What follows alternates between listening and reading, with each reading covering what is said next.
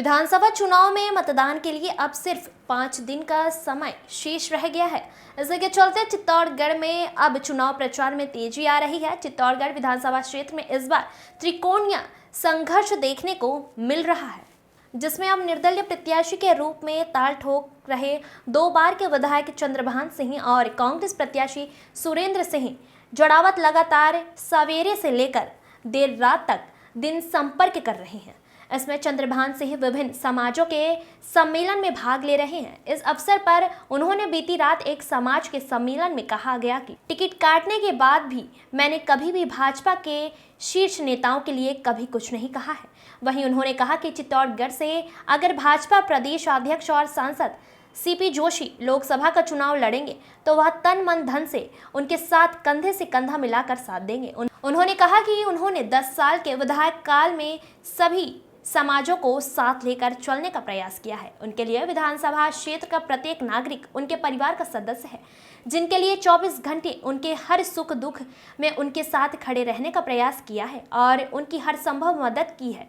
वहीं उन्होंने चित्तौड़गढ़ विधानसभा क्षेत्र से चुनाव लड़ रहे भाजपा प्रत्याशी नरपत सिंह राजवीर और कांग्रेस प्रत्याशी सुरेंद्र सिंह जड़ावत पर सीधा हमला बोलते हुए कहा कि भाजपा ने बाहरी प्रत्याशी नरपत सिंह राजवी को चित्तौड़गढ़ से टिकट दिया है, जो कि पहले भी चित्तौड़गढ़ से विधायक रह चुके हैं, लेकिन उन्होंने आमजन के लिए यह कुछ भी नहीं किया है, इसीलिए यहाँ की जनता उनका विरोध कर रही है। साथ ही उन्होंने कांग्रेस प्रत्याशी सुरेंद्र सिंह जड़ावत पर हमला बोलते हुए कहा कि जिस तरह से सुरेंद्र सिंह यहाँ पर पहले विधायक रह चुके हैं, उसके बाद लगातार 2 बार उनसे चुनाव हार चुके हैं, जबकि गहलोत सरकार ने उन्हें राज्य मंत्री का दर्जा दिया था, लेकिन यहाँ पर उन्होंने धार्मिक जमीनों पर अतिक्रमण करके लोगों की धार्मिक भावनाओं के साथ खिलवाड़ करने का काम किया है।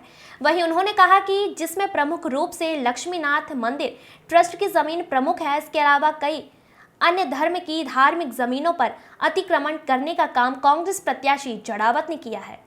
जब गोपाल सिंह ईटवा यहाँ से सांसद का चुनाव लड़े थे, उस टाइम इस प्रकार की बातें उठी थी। आज सांवरे जी शेर की कसम खा के कहता हूँ, मेरी इस डेट की कसम खा के कहता हूँ, मैं तन मन धन से सीपी जी के साथ था, वो रहूंगा। इस प्रकार की वो बात करता है। यहाँ चेयरमैन की बात हो या प्रधानों की बात हो या कोई पार्षदों की बात हो या इस प्रकार की किस प्रकार की संगठन की बात हो, मैंने कभी किसी समाज को इग्नोर करने की कोशिश नहीं करी और नहीं कभी मैं तो और कहता हूँ, जिस दिन भी सीपी जी चुनाव लड़ेंगे उस दिन तन मन धन से ये चंद्रभान सिंह आज्ञा साथ रहेगा और छाती ठोक के साथ रहेगा, मेरी गारंटी है। पर आप लोग इस बात को अदरवाइज नहीं ले, और मैं तो आप लोगों का बेटा हूँ, रहूंगा और आप सब लोगों का आशीर्वाद बना हुआ रहे। क्योंकि एक सूचना और है, क्योंकि इस चुनाव के लिए 22 तारीख को एक कार्यक्रम रखा है। 22 तारीख को प्रातः 11 बजे इंदिरा गांधी स्टेडियम में, उसमें आप सब लोगों से, मेरी बड़ी बहनें हो, छोटी बहनें हो या आप सब लोगों, उस कार्यक्रम में आप जरूर बुलाएं, उसमें आप आशीर्वाद जरूर दें। सभी बहनें आएगी ना पक्का? सभी आप बुलाएंगे ना पक्का? तो उस कार्यक्रम में आप ज्यादा से ज्यादा बुलाकर उस कार्यक्रम को आप सफल बनाएं। धन्यवाद। जय हिंद, जय भारत। रही बात ईमानदारी की, जो नरपत सिंह जी राजवी कहते हैं मैं ईमानदार हूं, कोई बात नहीं, ईमानदार है, पर उन्होंने 15 साल तक नरपत सिंह जी राजवी ने यह राज किया। 10 साल तो एमएलए बने, 5 साल हार गए थे, पर एक ऑफिस या खोल दिया हो, ऑफिस खोल के कि जन सुनवाई इन्होंने 15 साल में कर ली हो, तो आप जो करने के लिए मैं तैयार। और जिस दिन चुनाव लड़ लेंगे 25 तारीख को और 26 तारीख को चित्तौड़ में आकर आप कभी मिल लोगे तो मैं आपके, आज जाड़ावत जी चुनाव लड़ रहे हैं। जाड़ावत जी को आपने बहुत बारीकी से देखा है, उनके कार्यकाल को देखा है, उनके राजनीतिक जीवन का 33 साल का निकला है समय, 33-35 साल का समय निकला है। 3 चुनाव वो हारे, 2 चुनाव वो जीते हैं, उनका 6ठा एमएलए का चुनाव है और 5 साल का उनका जिला प्रमुख का कार्यकाल भी निकला है। उनका चित्तौड़ का कार्यकाल कैसा निकला है, मैं आपको एक छोटा सा उदाहरण देता हूं। ये आपके सामने लक्ष्मीनाथ मंदिर की जमीन पड़ी है, आपके सामने। आज लक्ष्मीनाथ की मंदिर की जमीन बहुत बेशकीमती है और लक्ष्मीनाथ का मंदिर चित्तौड़ का बहुत बड़ा मंदिर है।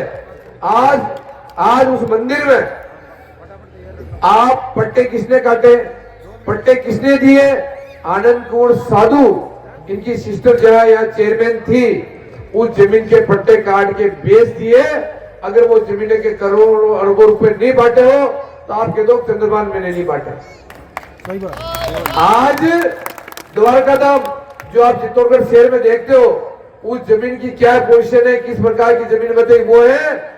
और ऐसे 8 से 10 एग्रीमेंट इस 5 साल में इन्होंने किए धार्मिक जगहों के। ऐसी कोई जमीन नहीं है चित्तौड़ में जिसकी धार्मिक जगहों को एग्रीमेंट करके इन्होंने उसको क्लियर नहीं करी हो।